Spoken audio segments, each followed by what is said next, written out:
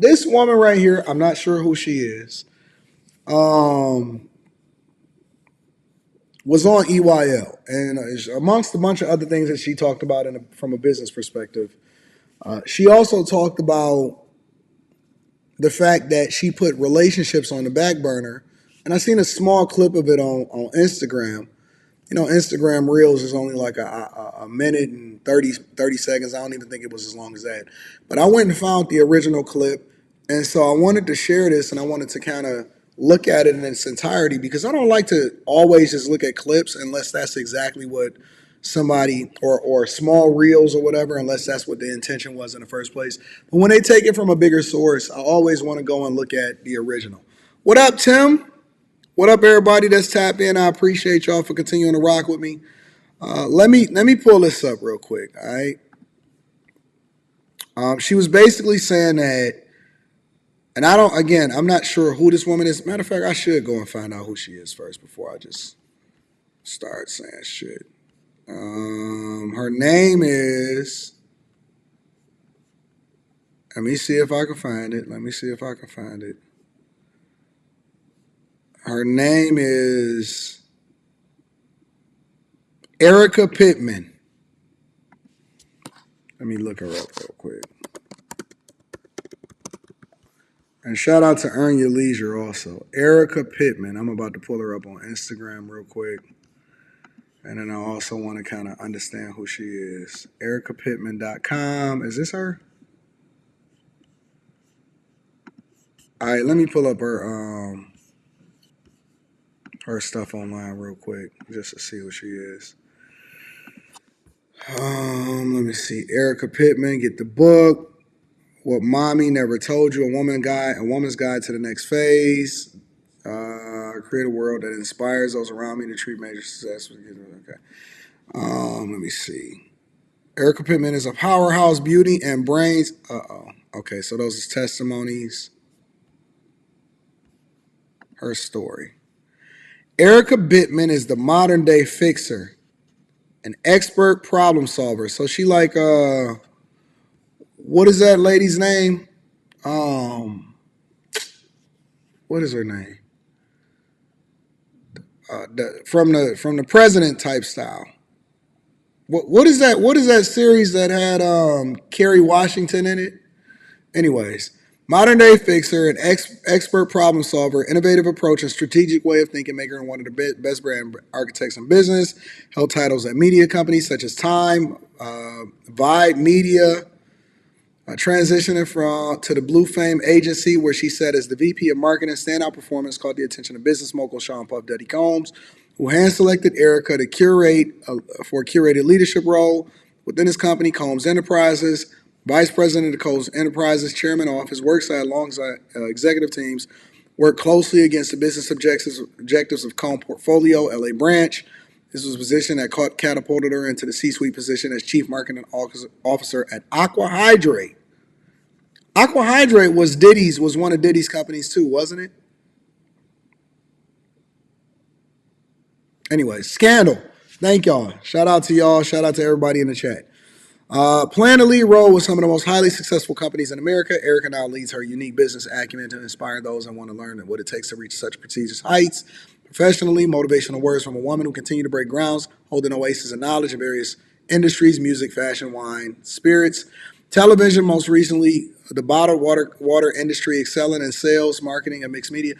How did Aqua Hydrate do? Yeah, Olivia Pope. Pittman has been marketing and developing brands for over 20 years, becoming an expert in brand building with specialization in lifestyle and branding and positioning, and her campaigns and initiatives have reached across genres, creating a bridge between influencers, artists, celebrities, brands, and most importantly, consumers. She also co-starred on the Emmy Award-winning Bravo series, The Singles Project. I don't know anything about that personally. As a member of the National Association of Professional Women Advertising Women of New York, Cosmetic Executive Women, Erica lends her time and energy to a number of causes and other organizations, including Dress for Success, the NFTE Network for Teaching Entrepreneurship. Okay, so that's her. This is Erica, brand architect.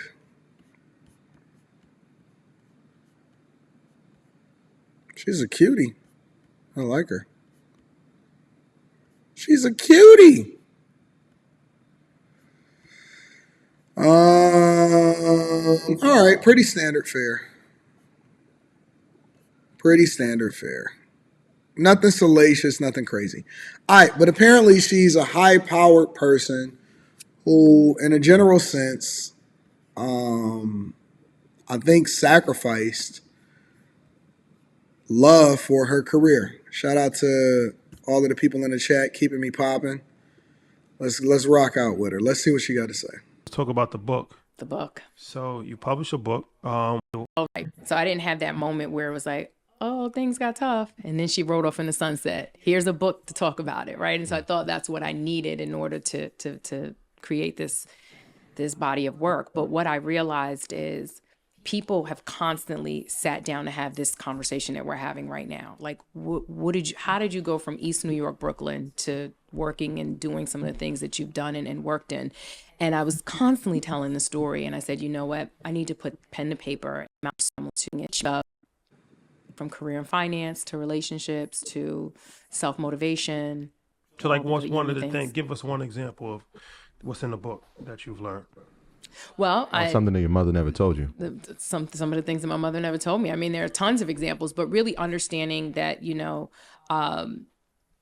as a woman, it's important to have male mentorship as much as it is to have female mentorship. I was raised by really strong women, and I have a huge girl network. But when I moved into my career, most of my mentors have been men. So people like Keith Klingscales, as I mentioned, Steve Stout, early on in my career was professional. Right. Mm-hmm. So that's something that people don't really consider, but it's an issue. I've seen it firsthand. Absolutely. So what's your advice for that? That is a great question. There's a nuance to the level set that young women need to learn how to initiate very early on. I think men do it sometimes when men sort of alpha in the room and you set your position in a room full of men. You guys know what I'm talking about. You come into a room with 10 dudes, you're going to posture in a certain way. Y'all got to stop saying that they scammers, man. Nobody has ever said, and nobody has ever come forward and said that EYL has ever scammed them. Y'all got to stop saying that, bro. That y'all use the word and the term so loosely that, it just starts to apply anywhere that it flies. Nobody, I've not personally ever seen EYL, Rashad, Ian, any of those people ever take money from somebody and not give them a return on their investment or deliver what it is that they said that they're paying for. Y'all gotta stop saying that, bro. That is not true. Until you can actually show some proof or somebody took something from somebody and they did not give a return on investment, y'all gotta stop saying that they have not scammed anybody. Stop saying, you can't say that, bro. I don't know where y'all got that shit from. And again, you're more than welcome to be able to call into the show because the link is in the description for y'all to be able to do it. What's up to my girl Mika? Y'all got to stop saying that, bro. Y'all just be saying anything, bro. They not scammers. You can't say that. Just saying shit. Like, I don't sell courses, but motherfuckers that sell a course they selling you a course.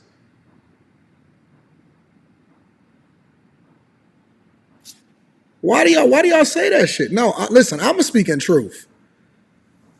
I'm not going to just side with people just because Pocket Watching with JT never called EYO scammers. And I know Pocket Watching him in real life.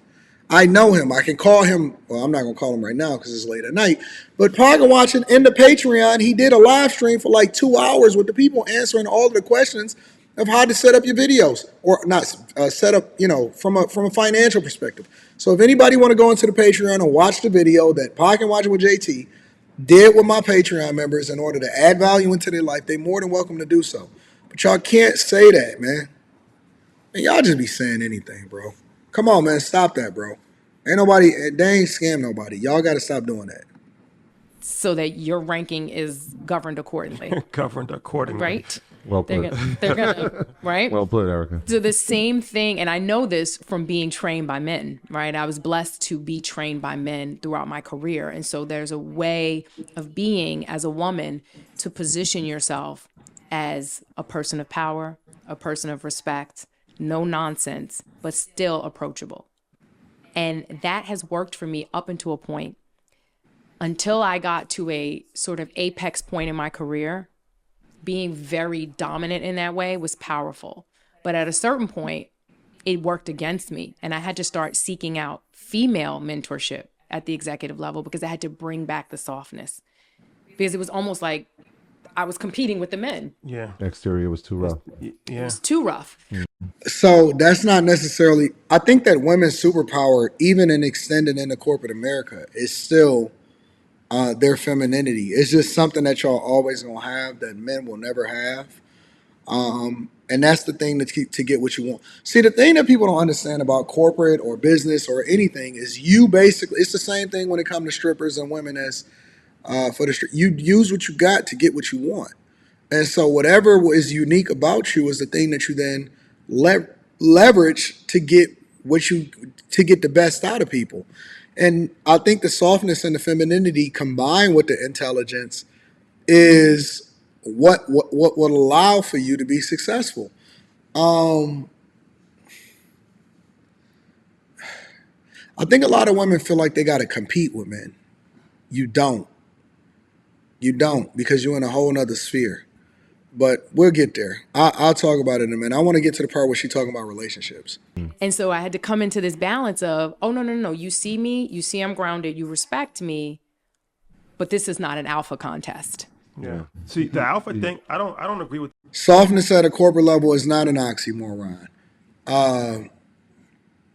Getting to the highest level in corporate is not just based off of deliverables. It's based off of cultural fit. It's 100% based off of cultural fit. You're supposed to be good at your job, but people want to work with you. It's all networking and sales. It's not what y'all think that it is. The alpha thing. I don't like to consider myself an alpha male. I'm just a male. Yeah. So I think there's two ways that I've witnessed like people at the highest level conduct themselves. One in that manner, which is like very loud and kind of obnoxious. But you know that this person is a certain level of stature because it's like a mob boss, right? Like Johnny Gotti, like it's like when he walks in the room, like everybody kind of like fears him or has some level of respect for him. Yeah. So you could be extremely loud, or you could be extremely quiet. Yeah. Like this guy, Jay. But he's like, still incredibly alpha. yeah, but just I'm just because he's saying, quiet. but just his demeanor. Yeah. He's more of an introvert, quiet. I see that a lot. I see that actually more often, especially like the higher, like billionaires, like. So there's a ranking order that naturally happens, No, right? for sure. So I didn't mean it in the alpha male standpoint. But I mean, and it's like. But then also, alphas are usually not loud in real life. But I think the term alpha is just confusing sometimes Yes, because yes. it's like It's and misused. I think like if that's really like I love Dame. He's actually a personal friend of mine. That's his personality. Knew he was going to use Dame when he started saying people are loud and obnoxious. It's funny because I actually seen a video with Dame just dropped a video, and I was thinking about reacting to that, but I'll let y'all determine that. We'll figure that out as we go. It's funny that he said Dame because that was the person that I was thinking of when he was saying that, people are sometimes loud. That executive is loud. You got to know when to turn it on and when not to turn it on. It's not always necessary in real life. His way of being, I think people try to emulate that. Like, you know what I mean? Like, and they try to like be loud and stern and da-da-da-da. And I don't necessarily think that's the most beneficial way to communicate with people. Absolutely. But I see a lot of people that they think that way of acting or that way of communicating asserts themselves as the alpha and asserts themselves as the head. And but I think that's not. So I don't know. I just feel like the term alpha. Loudness does not equal power. So what does alpha equate to? Alpha is it's an anchoring. It's a knowing. It's an assuredness in your power to affect a situation. That's what alpha is. It's not necessarily how loud you are. It's your ability to influence at the highest level. and make the decision that people are going to adhere to. And you don't have to do that with words. Yeah, a lot of nonverbal communication. Tons of nonverbal communication. Yeah. Like I just, as a woman, like, I'm not looking at the loudest guy in the room.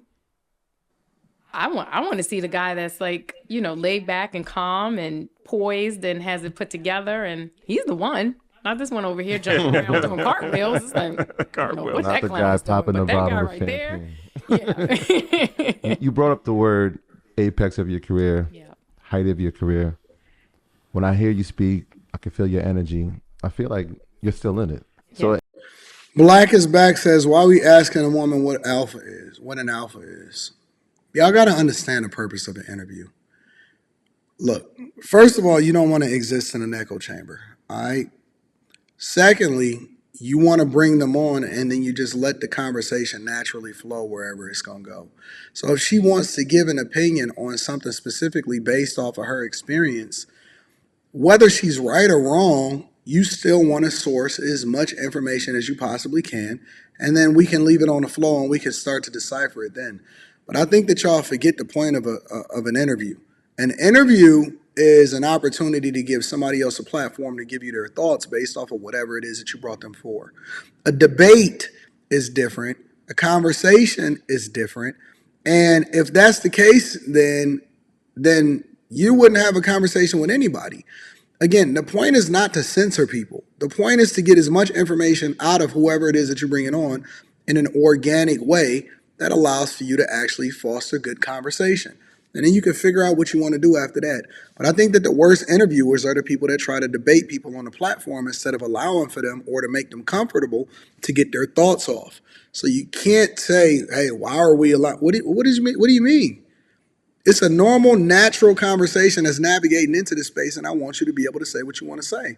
Because right or wrong, it's great for the platform.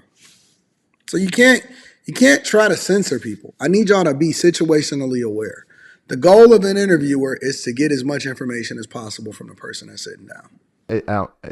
I'm questioning, how are you seeing where you're at presently? Are you where you want to be? There's some more things that you need to check out, because I feel like the apex hasn't hit yet. I agree. It hasn't, but I am ascending, right? And so I like to believe, you hit that peak and you try to ride that peak as long as you can. And maybe it might plateau a little bit and then you hope to hit another peak. So that's how I think about apex. And I do think, though, that there is a stage in your career. There are stages in your finances, right, where you've arrived. And then how do you elevate and take it to the next level, right? So you can become a millionaire. It's funny because I was, my man that came up on the platform earlier, let me find, I forgot what his name was, but he came up on the platform earlier, and the white guy with the dope beard, and he was giving his thoughts on Umar Johnson and stuff, right? And I didn't necessarily agree with every single thing that he said, but it wasn't there for me to disagree or agree with, because that's not the type of energy that he was given. I just wanted to understand what his thoughts were and what he was. And the more that he spoke, the more that I understand why he had the position that he had, right? Because, the culture that he was raised in and the woman that he married to and how he got his business set up, well, that adds value into the conversation, because it's not always about right or wrong. So what I need y'all to do is to be situationally aware. Know when to turn it on. Sean, that's his name. Know when to turn it on and know when to turn it off. It's not always necessary for you to try to prove yourself to every single person that says something that you may or may not disagree with. Sometimes they can say something, and in the midst of them saying something that you may not agree with, you may learn something that you did, that you realize that you wasn't familiar with. But if you automatically every time shut somebody off from talking, then you might miss the gems that they can give you later, because you're so busy focused on trying to be right instead of trying to be productive. And so y'all got to know when to turn it on and off. It's not always for, oh, we about to clash, or I got to be right, or I got to get my point off. Now, I actually want to talk to people that I disagree with sometimes, so I can better understand why they are successful in that area that they're in, so that I can leverage that part and add that as a part of my repertoire, my portfolio, so I could be even more successful and I could add that and do that too. You know what I'm saying? So it's not always about being right. That's the thing that people need to understand. It's not about being right. It's about being productive. It's about getting that money. It's about being successful. It's about leveraging information. It's about learning as much as you possibly can. Everybody's so focused on being right, but I tell you what, the person that's always right is the person that's always broke. The person that's always right is the person that's always broke. By the time I get on this platform and I'm giving you information, the other 22 hours throughout the day, I've been asking questions and seeking insight from my mentors or talking to other people that I interact with on a daily basis. Even when I'm in corporate America, I have a team that I oversee of user experience professionals, right? They all hold different positions. I am asking them questions to better understand how I can serve them. They're the experts. So my job is to unleash them. My job is to find out, hey, how can I put you in a position to be successful? But in order to do that, I got to listen more than I speak. I speak when I need to. And so because I have a platform, then that's where I speak. But I'm not always speaking in times when I don't have to. As a matter of fact, I prefer to be more quiet because that's where I can get the understanding. So y'all got to start thinking a little bit more. Shout out to Mr. Spillman. That's great. But then you could become 100 millionaire, and that's really great. Then you could Listen, hey, Black is back. The link is pinned to the top of the chat for you to get your thoughts off. You're more than welcome to be able to call in. I said what I said. become a billionaire. And now, like, that's something else, right? So those are all apex moments within our lives. And so when I say I hit that apex peak, Thank you, it's like Curtis. if I'm in a C-suite conversation. Let me get to the relationship. Interested to hear this because I used to be a financial advisor before I did this. And when I was a financial advisor, 70% of my clients were women, black women, and I learned something that there's a lot of black women that make a lot of money, like $500,000, $400,000 a year. They're like corporate diversity officers at Macy's and different things of that nature. And then they make Not the diversity officers. Not the diversity, equity, and inclusion women. So they giving them free money. Neither here nor there. I want to get to what he's going to ask her. 30s, and they're single, and they've never had children. And I started to see a pattern, and I started to realize that this is my philosophy. There wasn't an equal counterpart a lot, right? Because it's like their counterpart, their age, wasn't making as much money, wasn't at that level of corporate. It might have been a good dude, but he's, is a delivery man, right? Yeah. Or the person that is at that level is already gone. It's already taken. He's already married and has children. So from a relationship standpoint, I started to see that it was difficult for... Here, let me address this real quick. He says the person that's always right is the person that's always broke. That's a made-up concept as of tonight. It's not. Because usually the person that's always right think that they're always right in their mind. It doesn't mean that they're really right in real life. However, what I have observed, though, is people that always think that they're right, and then other people that know that they're wrong, let them have it. Because they know that this person is going to remain in the same space, but more importantly, they're not a cultural fit. You're not receptive. You're not open to the possibility of what could be because you already know what you know. So ultimately, that person is the person that don't get hired. That's the person that don't get promoted. That's the person that's always complaining about the fact that they didn't be able to get the position. That's always the person that does not get it because as intelligent as they are, they not open and they already think that they know stuff. So it don't mean that you're right. It means that you always think you're right and you talk and you argue as though you are, when in reality, you're not. Because being successful has nothing to do with being right. That's what you're missing. And I could tell the type of person that you are because you don't even look for the nuance and the context. That's why you're scared to hit the button to be able to come up. Because you know better than that. You know better than that. You know better than to have a real conversation with a person that could actually stand on his own two toes and substantiate his argument. Because I'm going to dissect you, and I'm going to break you down, and I'm going to humble you. But I appreciate you for being here, and I appreciate you for contributing into the conversation. I'd love to be able to correct you, though. Shout out to you. I'm so sorry, guys. Sorry. My alarm. Go ahead. So, from a relationship standpoint, I started to see that it was difficult a lot of times for Black women that was rising up that corporate ladder to get into a relationship or to. So, I don't know what your segment in the book about relationships is, but have you seen that, and what's your thoughts on that? I absolutely have seen that, but I think that it's so nuanced. So there's a couple things that go into that. I think top line looking at it, yes, there's not an equal counterpart at every step for a lot of these women at a certain age. And because men can go down too, right? Like men, you can be 40 years old and date the 28-year-old and nobody says anything. That's another thing that kind of, it's hard for a 40-year-old woman to find a 28-year-old man that she wants to be with, right? That right. Because women. Let's be clear. Most 20-year-old men is not trying to be with a 40-year-old woman. They'll fuck them. They'll bust them down. But I don't know many 20-year-old men. And most women that are 40 ain't trying to get with a 20-year-old man. They just trying to bust them down too. So it's an equal exchange. On the flip side, when you're talking about older men and younger women, I understand that because that's something that's always been a part of us. Me personally, I've never been interested in talking to young women. It's never been a thing. If I see a 20-something-year-old, honestly, and I see them all the time. They come to the studio, they kick it, they want to get on camera and shit. Most of the time, I'll be like, just chill out, because they just want to, they just looking to have fun, and I feel them and I understand it. Or they bring their homegirls, and their homegirls be 23, 24, 25, 26 years old. They like children to me. Because the way that they talk and their mentality and their ability to be able to carry a conversation is beyond what you look like. It's more or less about, whether or not I even want to be around you. Because if you open your mouth and it's like, damn, she like a little baby, you know what I'm saying? It's different than a person that just sit there quiet because I can actually tolerate you a little bit more. But I don't understand the logic of most. I understand it, but it could just never be for me as far as talking to these little chicks, man.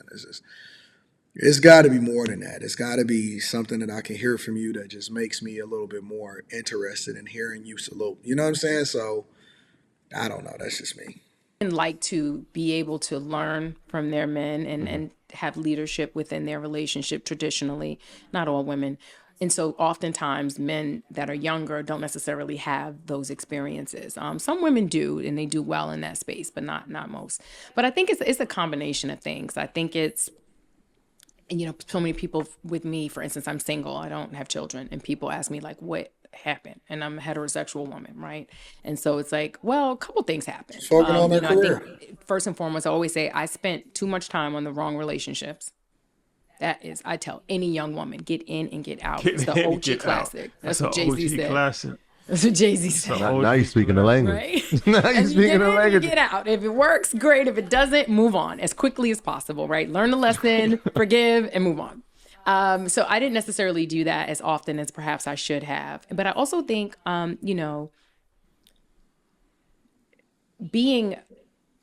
creating a space. I think that most women passed up on the man that they were supposed to be with because they wanted to have a completely different trajectory for their life. It's that simple.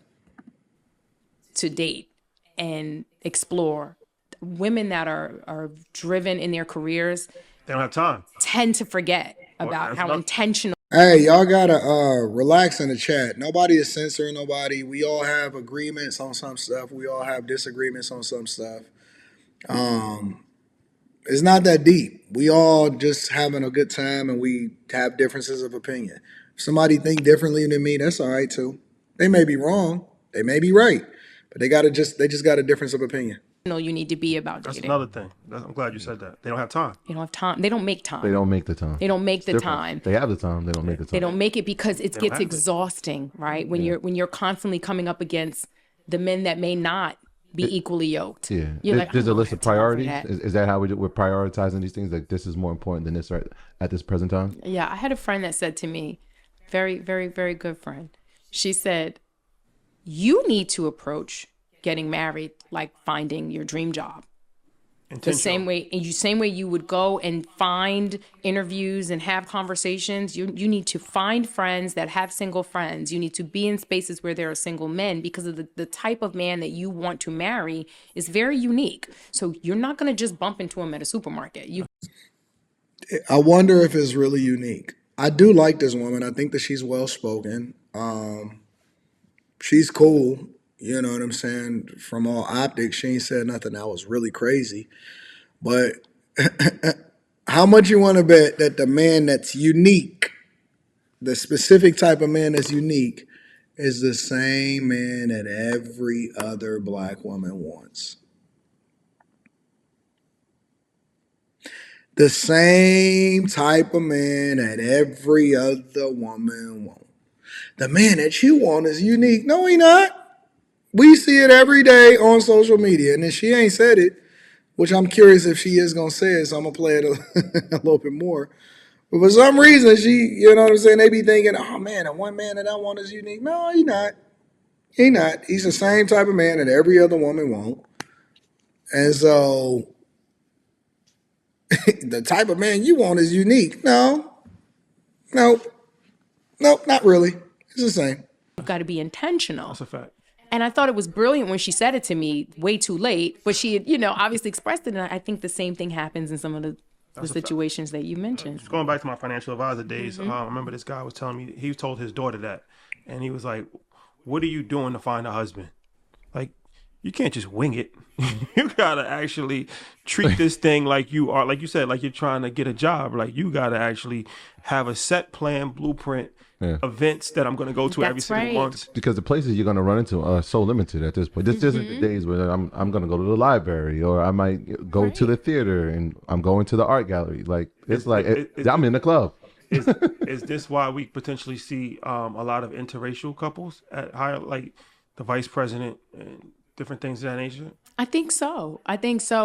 People tend to date within their industry or date in what they're most familiar with and around. And, unfortunately, I think that is the case. And I think I'm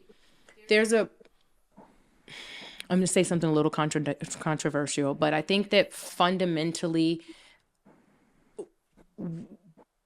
Black youth is not as conditioned to marry automatically the way some other cultures are, right? That's not other cultures. It's statistical show that. No, that's a fact, right? They know they have to get married. You don't really have a choice. There's no choice. You're going to get married. It may not be today, or you get disowned. Right? That's a fact. Or it's going to be arranged for you. It's going to be arranged for you, and it may not be today. It may not be in 5 years, but you're going to get married. They also know to be successful, particularly the men in those cultures. Thank you.